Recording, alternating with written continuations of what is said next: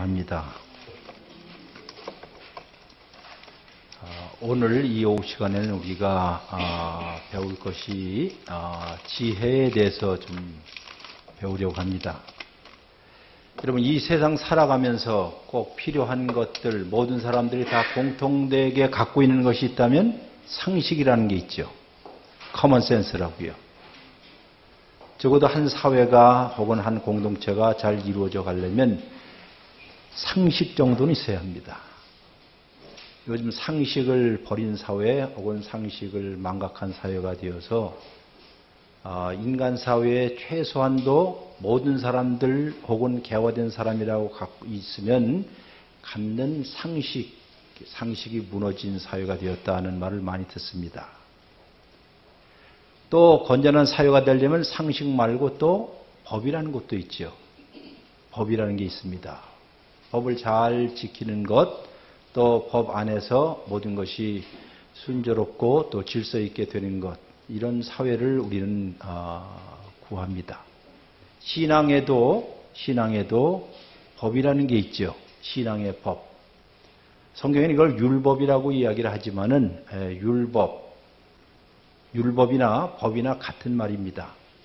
근데 우리 보통 그리스도인들은 율법하면 종교적인 법만 율법이라고 생각하는데, 성경을 이렇게 자세하게 보면 구약 성경의 율법은 대부분 우리 삶 전반에 걸친 모든 법을 다 총망라한 것입니다.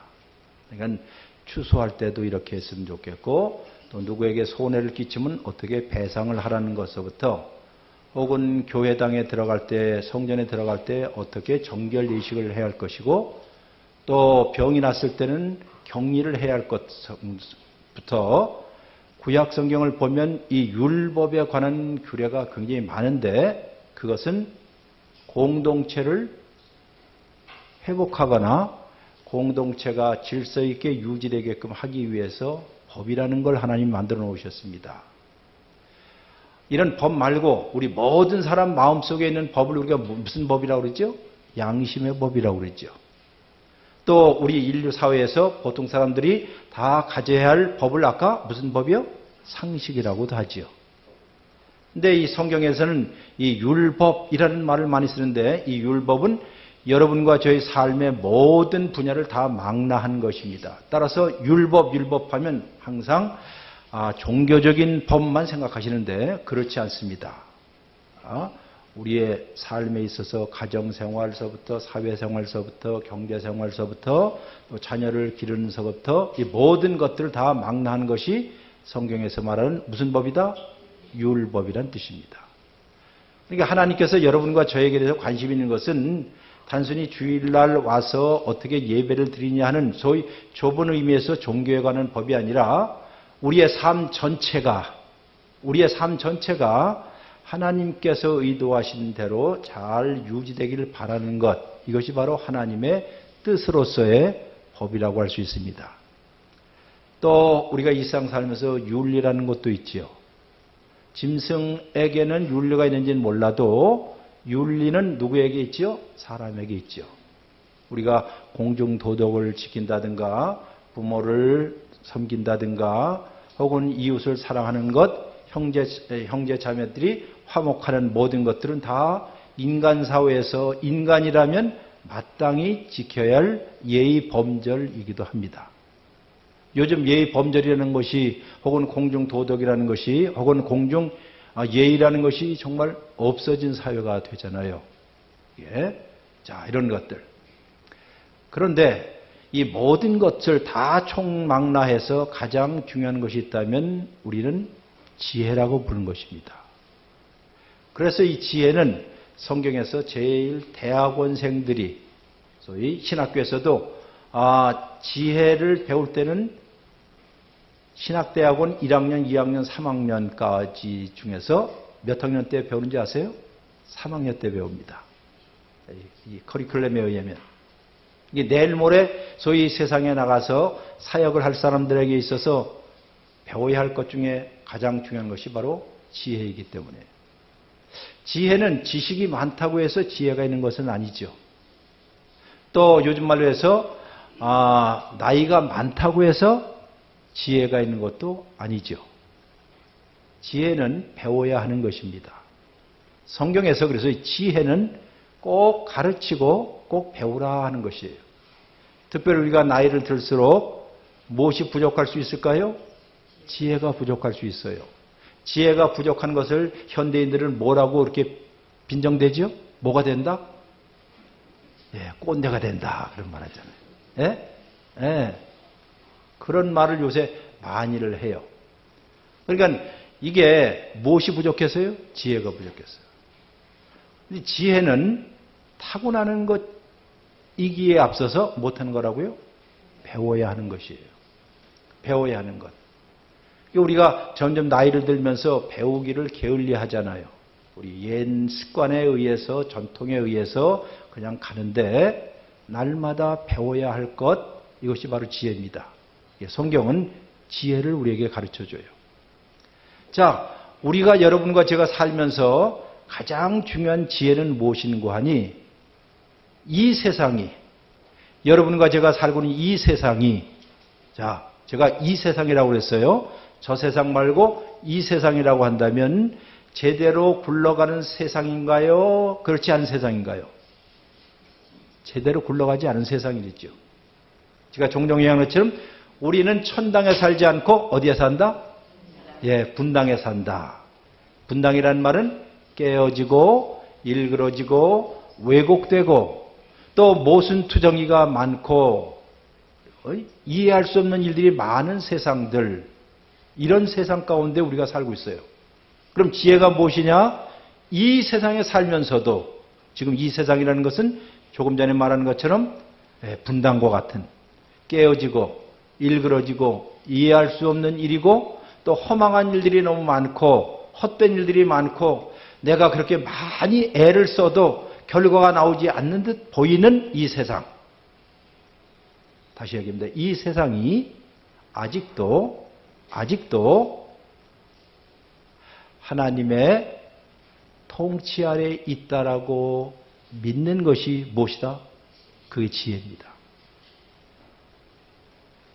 그러므로 이 지혜라는 것이 얼마나 우리에게 큰 위로가 될 뿐만 아니라 우리 신앙에 있어 가장 중요해요. 이런 생각을 갖게 되면, 이 지혜를 배우게 되면, 즉 이 세상이 아직도란 말이에요. 아직도, 우리가 포기하지 않는 세상이라는 뜻이에요. 아직도 하나님의 도덕적 다스림 가운데 있다라고 믿는 것을 뭐라고요? 그 지혜라고 하는 것이에요. 그래서 지혜의 근본은 하나님을 경외하는 것이다. 그래서 나온 것이에요. 그러면 이것은 다 우리가 이해하기 때문이 아니라 이해할 수 없는 일이 있음에도 불구하고 하나님은 아직도 이 세상을 손에서 버리지 않고 내버려 두지 않고 그가 움직여가는 세상입니다. 라고 믿는 것이 바로 누구라고요? 지혜자가 갖는. 그럼 이 지혜자는 이런 의미에서 겸손할 수밖에 없습니다. 이 지혜의 가장 큰 덕이 바로 겸손이에요. 겸손. 오늘 이제 성경 가운데 우리에게 지혜를 가르쳐주는 성경이 굉장히 많이 있어요. 신학교에서는 지혜 문헌이라고도 불려요. 그러니까 구약 성경 가운데 특정한 성경책을 무슨 문헌? 지혜 문헌이라고 해요. 지혜 문헌. 보통 잠언서, 그 다음 전도서, 그리고 욥기서. 어디라고요? 잠언, 전도서, 욥기서. 그러면 지금 오늘 아침에도 Rejoice in the Lord always. 그 영어로 그대로 하면 Rejoice는 뭐예요? 기뻐하라. In the Lord, 주 안에서 always, 항상이죠. 그러니까 저 끝에 있는 항상하고 이쪽에 있는 주 안이 어디죠? 네? 기뻐하는 것. 그러니까 기뻐할 수 없는 세상, 그리고 항상 기뻐할 수 없는 세상, 이 두 가지를 연결하는 게 어디라고요? 주 안에서지요. 근데 그 다음 구절을 기억하세요. 그 다음 구절, 너희의 관용을 모든 사람에게 알게 하라. 그러니까 모든 사람이 여러분과 저를 보면 분명하게 나타난다는 것이에요. 그 다음 구절이 있습니다. 또 뭘까요? 주께서 가까우시니라 그러잖아요. 여기 주께서 가까우시니라 하는 말, 오늘 여러분들이 잘 들으셨지만은 바로 주님의 오심을 기다리고 사는 것, 이것이 이제 11월 말서부터 무엇이 시작될까요? 보통 대림절이라고 부르는 거예요. 이게 대림절. 이게 원래는 대림절에서 대자는 없고 임절입니다. 그러니까 오심이란 뜻이죠. 애드벤트란 뜻은 오심. 주님께서 오십니다 하는 것을 기다리고 사는 사람들은 이 땅에 살지만 이 땅에 소망을 두지 않고 오고 있는 하나님의 나라에 대해서 소망을 두고 있는, 하늘나라의 시민권을 갖고 사는 그리스도인처럼 살기 때문에 이 세상에 있는 것은 뭐요? 지나간다 그 뜻이에요. 이 세상에 있는 건 못한다? 지나간다는 거예요. 이 세상 그 어느 것도 영원한 것이 없기 때문에 우리는 일희일비하지 않습니다 하는 것이에요. 힘든 일이 있어도, 기쁜 일이 있어도, 괴로운 일이 있어도 이 또한 못하리라. 그건 아시죠? 이 또한 지나가리라. 그것은 어찌 보면 그저 허무한 것처럼 들리겠지만 그게 아니라 우리에게는 오고 있는 하나님의 나라가 있고 하나님이 오시고 있고 주님께서 가까이 오시기 때문에 거기에 대한 희망과 소망을 갖고 있는 사람들은 이 세상에서 지혜를 갖고 산다는 것이에요. 다시 이제 돌아가서 지혜가 무엇입니까? 여러분과 저에게 물어보면 이 세상이, 그 다음 무슨 단어였죠? 아직도라는 말이에요. 이 세상이 아직도 하나님의 도덕적인 통치 아래에 있음을 인식하는 것이 바로 무엇이다? 지식이다. 그럼 이 세상에는 우리가 이해할 수 없거나 훌쩍훌쩍 지나가는 것, 이것을 전도서에서는요 뭐라고 표현했을까요? 헛되다라는 말이에요. 헛되다. 이 헛되다는 말은 전에도 말씀드린 것처럼 그냥 바람이 불면 훅 날아가는 것 같고, 그렇죠? 우리 삶을 봐도 흘러가듯이 금세 흘러가잖아요. 엊그제만 하더라도 우리 저 권사님이 50대도 있었죠. 그렇죠? 50대. 여기는 대본이 많은 사람들 한참 때 만났지 않았어요? 그런데 세월이 흘러서 벌써 10년, 20년, 30년 금세 가잖아요. 뒤돌아보면 순식간에 오는 것 같잖아요. 이처럼 우리의 삶은 이렇게 흘러간다 하는 말을 해요. 세월이 흘러가는 것처럼 유수처럼 혹은 쏜 화살처럼 흘러갑니다. 그러니까 이 세상에는 모든 것 중에 영원히 지속되는 것은 있다 없다? 없다 하는 것이에요. 그런데 우리는 영원히 지속되지 않는 것에 우리의 삶에 목숨을 걸 때가 너무 많이 있어요. 그거는 어리석다라고 얘기해요. 그래서 이제 지혜라는 것에 대해서 이제 우리가 잠시 배우는데요. 그럼 지혜를 우리가 찾을 수 있을까? 아까 지혜에 관해서 특별히 세 성경이라고 그랬죠? 어디라고 그랬죠? 잠언, 전도서, 욥기. 그러면 아까 우리 아침에 배운 것처럼 어디가 굉장히 중요할 것 같아요? 자, 여러분 햄버거 가운데서 어디가 제일 중요하지? 햄버거에서?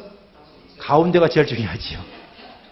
가운데 게 없으면 그런 것처럼 어찌 보면 잠언하고 욥기 그 사이에 끼어있는 전도서, 그 전도서에 관해서 우리가 잠시 배울 것입니다. 오늘 말고도 이제 계속 좀 배울 테니까는 오늘은 이제 크게 몇 가지만 우리 배우도록 하겠습니다. 이제 1번을 배우면 1번 전도서의 명칭 그랬습니다. 제가 전도서의 명칭과 대림절이라는 말을 썼어요. 이제 직접 얘기하는 것 중에 하나가 전도서를 1장서부터 끝까지 읽으면 영생이라든가 영원한 구원이라든가 이런 것에 대해서는 나오지를 않아요. 오로지 나오는 것은 인생의 마지막 종착역은 어디다? 여러분 어디예요? 우리 인생의 마지막 종착역은 어디다? 무덤이다 그거예요. 우리의 인생의 마지막 종착역은 죽음이다 라고 끝나는 것이 바로 전도서예요. 전도서. 그러니 바로 여기에서부터 전도서에서부터 우리는 누구를 기다릴까요? 오시는 하나님을 기다리는 것. 이런 의미에서 전도서입니다. 제가 한자로 여러분에게 이제 두 가지를 썼어요. 전도서. 한번 전도서 첫 번째 한자를 보면 무슨 뜻인고 하니 전달하고 이끄는 책이다라고 생각하시면 될 것 같아요. 우리에게 무엇인가를 전달해요. 우리에게 무엇인가를 알려줘요. 그리고 우리를 이끌어 간다는 뜻이에요. 그러면 그 자체가 있는 게 아니라 어딘가로 인도하겠지요. 그런 의미에서 제가 한자어로 전도서 첫 번째 글자를 썼어요. 두 번째 글자는 우리가 보통 쓰는 대로 전도서란 말은 길을 전하는 책이라는 뜻입니다. 이거 역시 길을 전하게 되면 이 길로 가세요라고 하면 그 길의 끝이 있어야 할 거 아니겠어요? 바로 그것을 귀담아 듣는 사람들이 바로 지혜를 배우는 사람들이에요. 지혜를 배우는 사람들. 근데 이제 원래 이 전도서의 헬라어 제목은 한번 읽어보겠습니다. 시작. 코헬렛. 다 같이요. 코헬렛. 코헬렛이라는 뜻은 말 그대로 불러 모아 가르치는 자입니다. 그럼 여기에는 회중들을 이렇게 불러 모아서 가르쳐줘요. 뭐에 가르칠까요? 알려주고 가르쳐주고 이끌어주고 길을 안내해주기 위해서 다 모으라고 그랬습니다. 여기 모이는 회중들은 대부분 여기 성경 보면 젊은이들.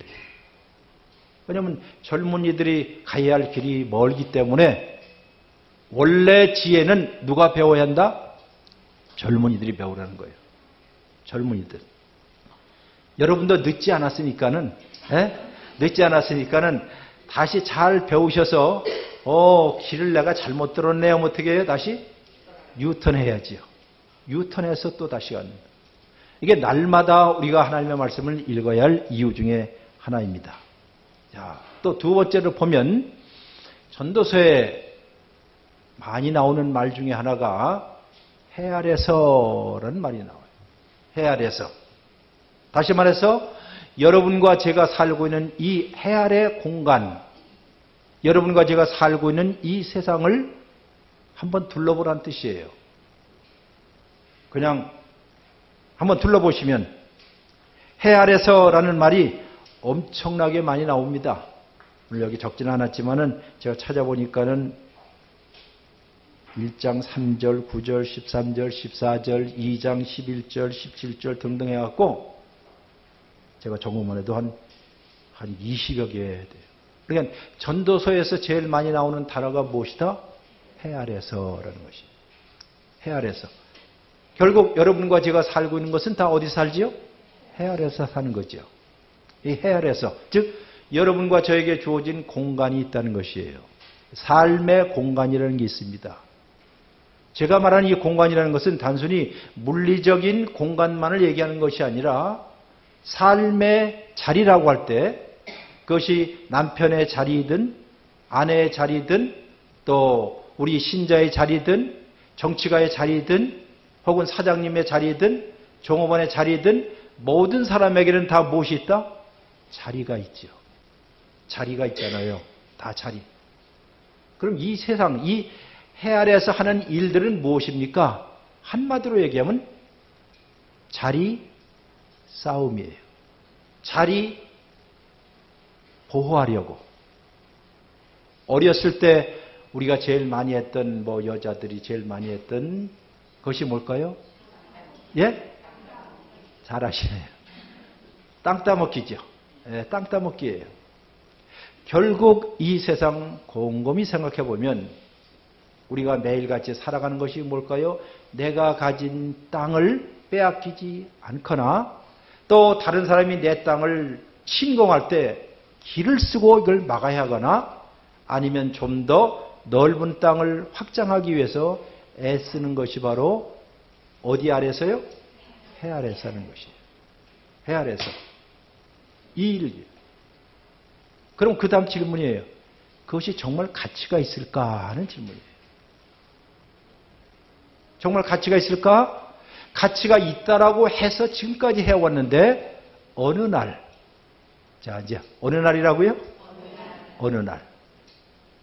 예수 내가 병이 들었다, 아프다, 이제 점점점 육체가 약해졌다 라고 생각하면 지금까지 해왔던 모든 일들이 다 못해요? 허망하구나, 부질없었구나 하는 생각들을 갖게 된다는 것이에요. 자, 해 아래서. 자, 하나님은 우리와 우리 여러분과 저를 이런 공간 안에 만들어 놓으시고 또 우리에게 무엇을 주셨을까요? 때를 주셨다는 거예요. 때. 시간이라는 걸 주었어요. 시간과 공간 안에 사는 것이 우리인데 때를 주셨다. 근데 이 때가 때를 잘 찾아주셔야 돼요. 때라고 하니까 목욕탕의 때를 생각하시면 안 되고 때는 쉬운 일 시간 아니겠어요. 근데 시간은 여러분과 제가 갖고 있는 시계로 잴 수 있는 때는 아니죠. 그런 때는 아닙니다. 오죽하면 성경에서는 시간으로 잴 수 있는 때와 여러분과 제가 경험하는 때를 분리를 해요.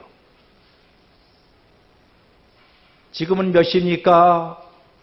지금은 어느 때입니까? 라고 하면 성경님은 때를 분별할 수 있는 능력을 갖는 것이 바로 무엇이다?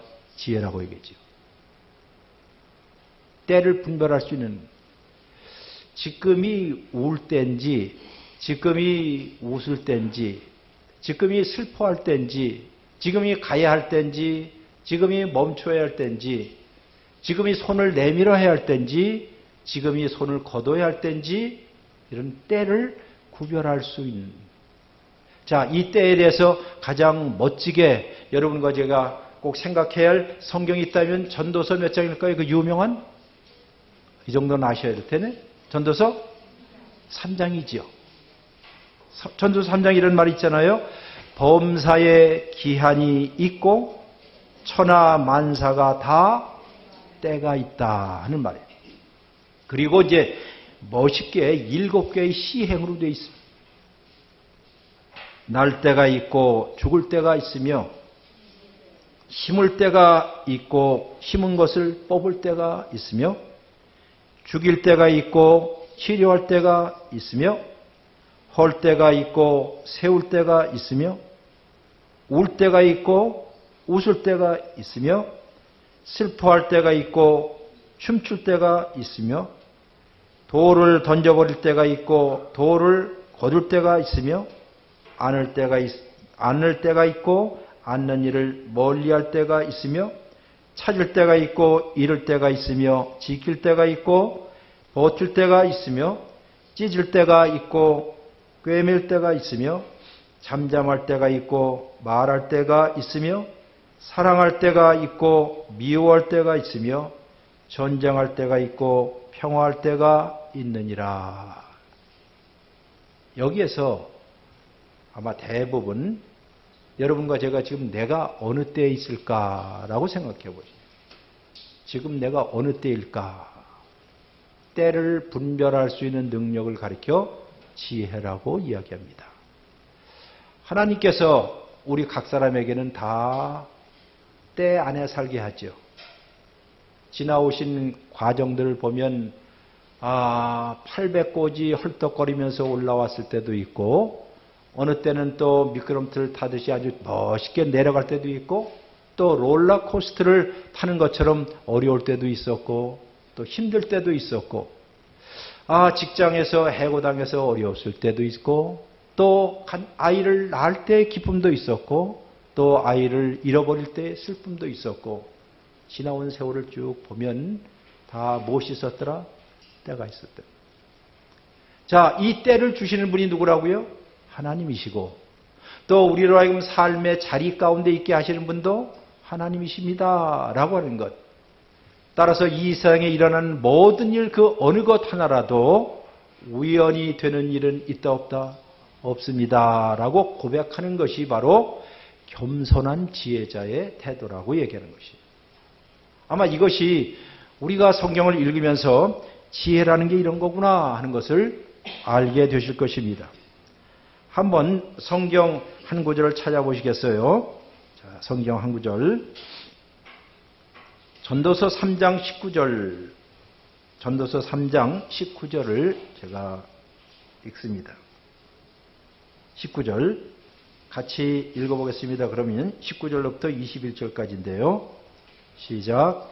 인생이 당하는 일을 짐승도 당하나니 그들이 당하는 일이 일반이라. 다 동일한 호흡이 있어서 짐승이 죽음같이 사람도 죽으니 사람이 짐승보다 뛰어남이 없으면 모든 것이 다 헛됨이로다. 다 흙으로 말미암았으므로 다 흙으로 돌아가나니 다 한 곳으로 가거니와 인생들의 혼은 위로 올라가고 짐승의 혼은 아래 곧 땅 아래로 내려가는 줄을 누가 알랴. 거기까지만 읽습니다. 여기에 중요한 단어가 흙이라는 말이죠. 다 무엇이 된다? 흙이다. 흙. 전에도 이야기했지만 우리 사람들 가리켜서 아담이라고 했고, 그렇죠? 흙은 히브리어로 아다마라고 그랬죠. 결국 우리는 늘 우리가 무엇이라는 것을, 흙이라는 것을 기억하고 살라 그 뜻이에요. 그럼 흙이라는 것을 기억하고 살게 되면 겸손할 수밖에 없다는 것이에요. 사람이라는 것, 겸손이라는 말이 그래서 거기서 나오는 것입니다. 겸손의 의미는. 또 하나 우리가 또 배울 수 있는 것은 지혜자로부터 배울 수 있는 것은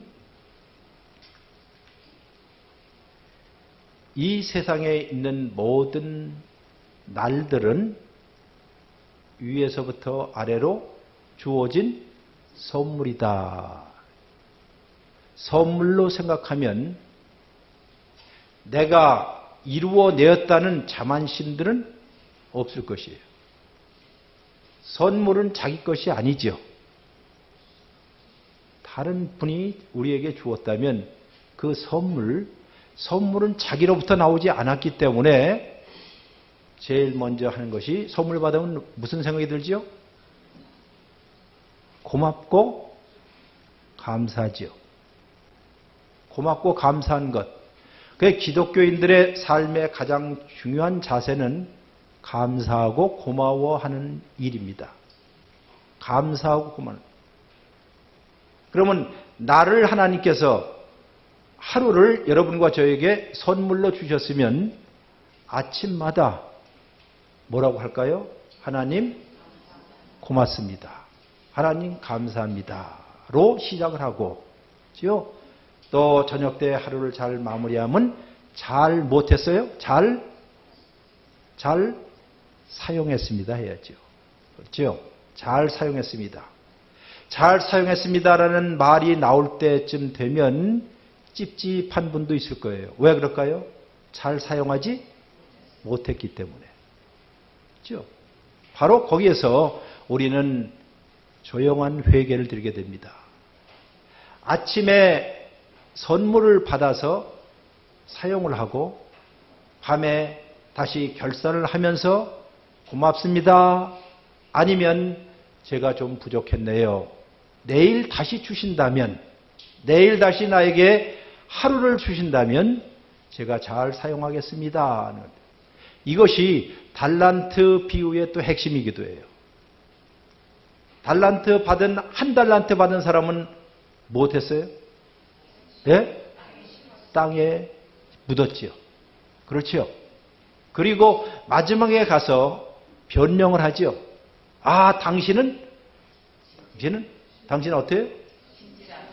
예, 아주 엄한 사람이고, 아주 빡빡한 사람이고, 예? 바늘로 찔러도 피도 안 나올 그런 사람인 걸 내가 알았습니다. 아니, 그렇게 박정하게. 그런데 그 이야기는 우리의 삶은 주어진 선물이라는 뜻이죠. 그러니까 이 세상에 그 어느 것 하나 쳐놓고 하나님의 선물이 아닌 것은 없다. 특별히 시간과 때는 하나님이 주신 선물이다 라고 하는 것이에요. 그리고 여러분과 저를 심어놓은 그 장소 있지요. 지금 아까 우리가 공간과 시간 얘기했잖아요. 여러분과 저를 심어놓은 그 장소 역시 하나님이 거기에다가 어떻게 해요? 이식해놓은 장소예요. 시궁창에도 수련이 피는 것처럼, 그죠? 예, 장미꽃이 피는 것처럼 우리 그리스도인들은 어디에 어느 환경에다 심어놔도 거기에서 향기를 드러낼 수 있는 사람, 이것이 바로 누구라고요? 지혜자입니다. 그 지혜자. 자, 그러면 이렇게 하나님께서 우리에게 때를 주시고 시간을 주셨는데 그 시간을 선물로 받아들이는 것. 이런 의미에서 전도서에서는 주다라는 동사가 있어요. 나탄이라는 주다라는 동사가 한 20여 번 나와요. 그러니까 주다라는 동사는 누가 주어가 되는 거 아니? 하나님이 주어가 돼요. 우리가 노력을 해서 무엇인가 얻어서 내가 누리는 것이 아니라 하나님이 주신 것을 우리가 못해요? 받아요. 받고 이것을 사용하되 누리고 사용하십시오. 아마 전에 여러분들 이 두 가지를 이야기하면서 그 다음 한번 넘겨보실까요? 맨 마지막에 4번 보실까요? 4번. 우리 삶의 지혜자가 되기 위해서는 이 두 가지는 꼭 기억하라는 것이에요. 첫째는 받아들여라 하는 것이에요. 이건 단순히 체념하라는 것이 아니라 받아들이라는 것은 누가 주신 것이죠? 하나님이 주신 것. 그러면 하나님이 주신 것은 때때로 쓴 것도 있고요. 단 것도 있고 매콤한 것도 있고 우리가 예측지 못한 것들이 올 수도 있어요. 그러나 그것을 못해라 받아들여라. 이 받아들이는 자세가 매우 중요하다는 것이죠.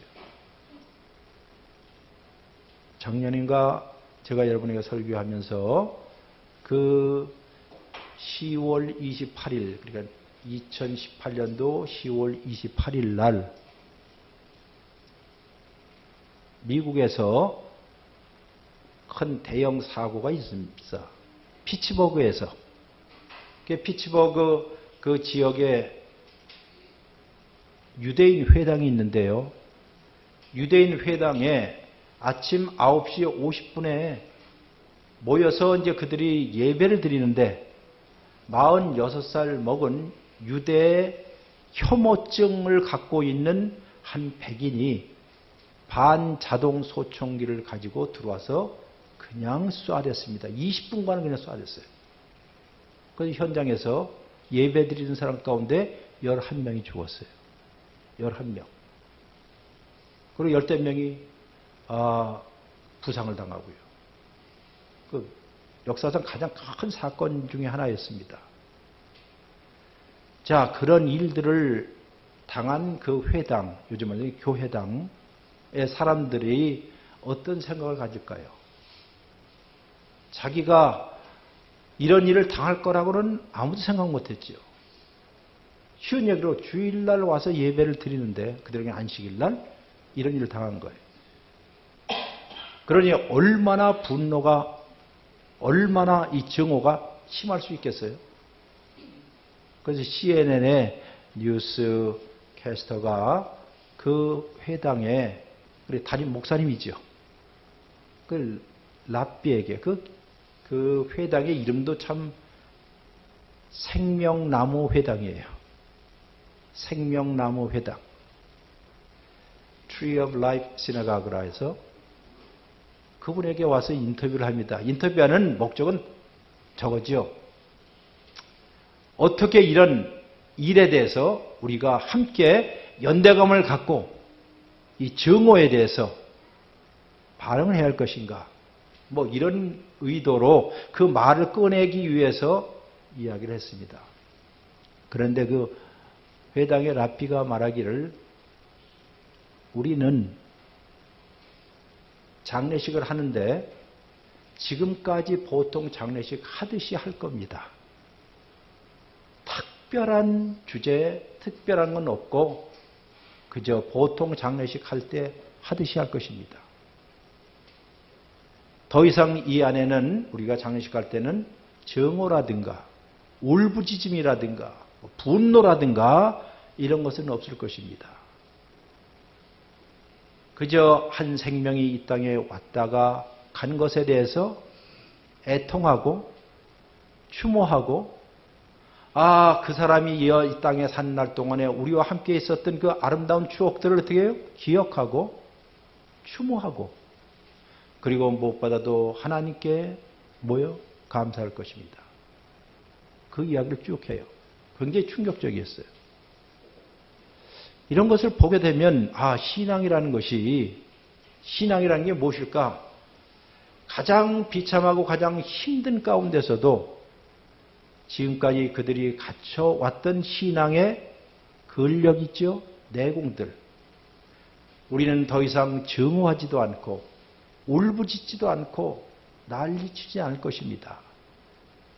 그저 이 우리에게 선물로 주신 우리의 친구들, 우리의 가족들을 잃어버림에 대한 상실에 대한 슬픔들, 그리고 그들이 이 땅에 온 동안에 우리에게 무엇으로 왔다고요? 선물로 왔다는 사실들. 선물로 왔다는 사실들. 그리고 그들과 함께 지냈던 그 아름다운 추억들을 소중하게 생각하고 무엇보다도 하나님께 못한다고요? 감사할 것입니다. 아마 이것이 항상 못해라, 기뻐해라. 어디에서요? 주 안에서. 왜냐하면 우리의 삶의 모든 것들을 움직여 가시는 분이 그분이시기 때문에 우리는 생명을 축하할 것이고 하나님께 감사할 것입니다. 그런 얘기를 해요. 이런 면에서 전도서는 맨 끝이 항상 무엇으로 끝난다고요? 죽음으로 끝나요. 우리 인생은 흙이기 때문에 죽습니다. 죽음으로 끝나지만은 여기서 끝나는 것이 아니라 우리 그리스도인들은 죽음 너머에 계신, 지금 오고 계신 분, 무슨 절이라고 얘기해요? 대림절. 이제 11월 시즌은 다른 의미보다도 이런 것입니다. 한 해를 마무리하고 한 해를 접어가면서 우리의 삶을 어떻게 곱게 접을까?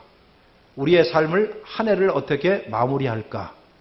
이 마무리하는 가운데 우리에게 가장 중요한 것은 삶의 겸손입니다. 우리는 흙이지만 우리를 위해서 오시는 분이 있을 거야. 우리를 위해서 오시는 분일 거야. 그리고 우리의 삶 가운데 이런저런 모든 일들 가운데 우리를 인도하시는, 또 만들어 가시는 하나님의 절대 주권을 기억하면서 사는 것, 이것이 바로 지혜를 배워가는 첫 번째 스텝입니다. 오늘은 여기까지만 하고 해서, 자, 받아들이세요. 그 다음 두 번째는 받아 누리세요. 두 가지 아시죠? 받아들이세요. 받아 누리세요.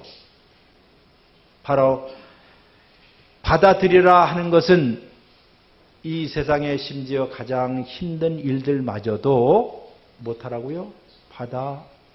받아들이라. 왜? 누구로부터 왔기 때문에? 하나님으로부터 왔기 때문에. 심지어 가장 힘들고 비극적인 일이라 할지라도 하나님 없이 일어나는 일은 있다 없다? 없기 때문이에요. 이 말은 꼭 다시 한번 합니다. 이 세상에서 가장 힘들고 비극적인 일이라 할지라도 그 일이 하나님 없는 상태로, 하나님이 모르는 상태로 일어나는 일은 있다 없다? 없다 하는 것은 우리 사람의 가장 마지막 순간에서라도 하나님은 결코 우리를 손 놓지 아니한다 하는 것이, 이것이 바로 받아들여야 한다는 뜻이고, 이제 또 하나는 받아 못하라고요? 누려라. 지금이라고 부르는 것, 오늘이라고 부르는 선물로 준 것을 우리가 누릴 수 있는 사람들, 이것이 바로 지혜자가 우리에게 가르쳐 주시는 오늘의 교훈입니다. 자, 기도하겠습니다. 하나님 아버지, 혼란스러운 이 세상 가운데 길을 찾지 못할 때가 많이 있습니다마는, 그러나 성경을 통해서 또 지혜자를 통해서 길을 알려주고 이 길 끝 저 너머에 계신, 지금 우리를 향하여 오고 계신 영원한 길 대신 예수 그리스도를 바라보고 그 안에서 참된 생명과 참된 희망과 참된 기쁨을 누릴 수 있도록 성령께서 저희를 돌봐 주옵소서. 우리 모든 믿음의 권속들 가운데 지금 이 순간에도 우리와 함께 걷기를 원하시는 하나님의 은혜가 날마다 계속되게 하여 주옵소서. 예수님의 이름으로 기도했습니다. 아멘.